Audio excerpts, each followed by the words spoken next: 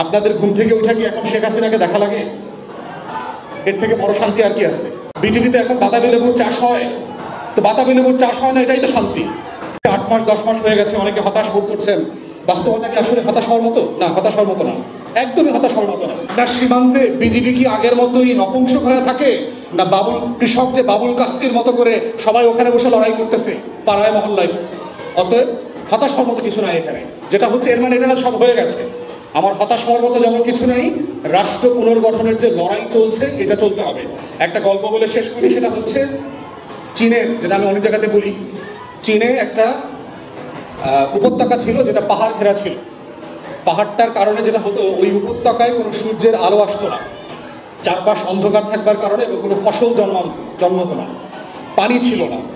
তো ওই গোত্রে যারা বাস করতেন তাদের সক্ষম পুরুষরা, ইয়াং ছেলেরা সবাই মাইগ্রেট করে শহরে চলে যেত। এবং যেতে যেতে গোত্র আসলে খালি হয়ে যাচ্ছে। একদিন গোত্রপতি সবাইকে ডাকলেন, ডেকে জিজ্ঞেস করলেন যে কি করা যায়। তো অনেকেই পরামর্শ দিয়েছেন যে আমরা সবাই মিলে মাইগ্রেট করি না কেন অন্য কোনো জায়গায়। আপনারা জানেন যারা বেদুইন গোত্র আছে তাদের কিন্তু মাইগ্রেটরি হিস্ট্রি আছে। তারা উইন্টারে এক এলাকায় থাকে, তার ক্যাটল ফার্ম নিয়ে এক জায়গায় চলে যায়, আবার যখন সামার আসে পানির জন্য, খাবারের জন্য তাকে আবার আর এক এলাকায় চলে যেতে হয়। তো অনেকরাই বলছে যে আমরা মাইগ্রেট করি না কেন। যিনি গোত্রপতি ছিলেন উনি বললেন যে না, আমরা মাইগ্রেট না করে পাথরের পাহাড়টা খনন করা শুরু করি না কেন। এখন গোত্রের যারা মানুষ ছিল তারা সবাই আশ্চর্য হয়েছে যে এই চারপাশে একটা বিশাল পাথরের পাহাড়, এইটা খনন কিভাবে করা সম্ভব। তো তখন গোত্রপতি বললেন, যদি তোমরা কেউ রাজি না হও, আমি এই পাথর কাটা আমি নিজে শুরু করব, এবং আমি আমার ছেলে মেয়েদেরকে বলে যাব সবাই যেন প্রজন্মর পরে প্রজন্মান্তরে যেন এই পাথর কাটা কন্টিনিউ করে। এবং ঠিকই তাই করলেন। এই পাথর কাটতে কাটতে জেনারেশন আফটার জেনারেশন একদিন ঠিকই সেই পাথরের পাহাড়টা কাটা হয়ে গেছে।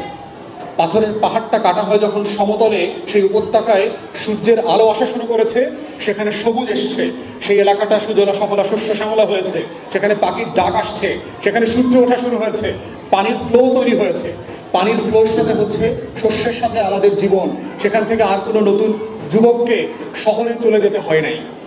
রাষ্ট্র তৈরি করা, জাতি হওয়ার, এটা হচ্ছে পাহাড় কেটে কেটে উপত্যকা বানানোর একটা লড়াই।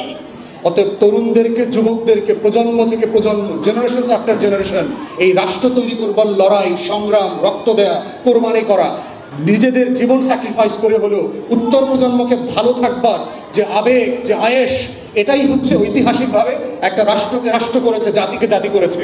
অতএব এই লড়াই আমাদের পূর্বপুরুষরা করে গেছে, তোমরা তরুণরা করেছো 24-এ।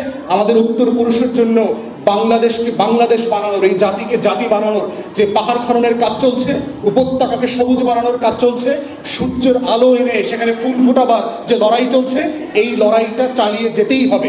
এটাই একমাত্র শর্ত আগামী দিনের বাংলাদেশকে বিচারহীনতার সংস্কৃতি থেকে ফিরায় এনে আমার স্বপ্নের সেই বাংলাদেশ 2, 1400 শহীদদের দায় দরদের রাজনীতির নতুন রাজনৈতিক বন্দোবস্ত কায়েম করা সম্ভব। বিচারহীনতার জায়গায় যদি আপনি ফাইট করতে চান, প্রথমত হচ্ছে আপনার নিজেকে হিস্ট্রি থেকে এই যে ফাউল জিনিস, বমি করা জিনিস কলকাতার গত 5-6 দশক ধরে আমাদের খাওয়াচ্ছে, এই বমিটাকে আবার ফালাই দিতে হবে, সফটওয়্যার ক্লিন করতে হবে, রিফ্রেশ বাটন লাগবে। এই রিসেট বাটনই হচ্ছে বিচারহীনতার সংস্কৃতির আওয়াজকে আরো জোরদার করতে পারবে। এটা হচ্ছে আমার লড়াই। তুমি কি পাশের বাড়ির ছাদে ভাবির দিকে তাকাও না, এরকম নাকি? মনে নাই যে জঙ্গিবাদের করছে, মনে নাই আপনাদের? জঙ্গির সাইন দিছে না, ওই যে তালিকা করে দিছিল না, আপনি জঙ্গি বুঝবেন কিভাবে? যে ওই ছেলেটা ওই কাপড়ের ফাঁক দিয়ে পাশের বাড়ির ভাবির দিকে তাকায় না। এইভাবে একটা ডিসকোর্স তৈরি করেছে বাংলাদেশের জনগোষ্ঠীর মধ্যে যে কোনটা রাইট, রং, কোনটা অ্যাকসেপ্টেবল না, এটাই হচ্ছে ইন্ডিয়ান হেজিমনি। অতএব বিচারহীনতার জায়গা থেকে আমাদের তরুণদের বুঝতে হবে যে কার কার হেজিমনি, কিভাবে আমাদের উপর কারা কারা চাপিয়ে দিয়েছে। এটাই হচ্ছে শত্রু বোঝার রাজনীতি। আর শত্রু বোঝার রাজনীতি হচ্ছে স্বাধীনতার শত্রু। স্বাধীনতা, সার্বভৌমত্ব রক্ষার একমাত্র রক্ষা কবচ। যারা শত্রু চিনবে না তাদের স্বাধীন থাকার কোনো অধিকার থাকতে পারবে না। 24-এর তরুণদের একমাত্র দায়িত্ব হচ্ছে সেই শত্রুকে ভালোভাবে চেনানো এবং সেই চেনাটাকে জারি রাখা।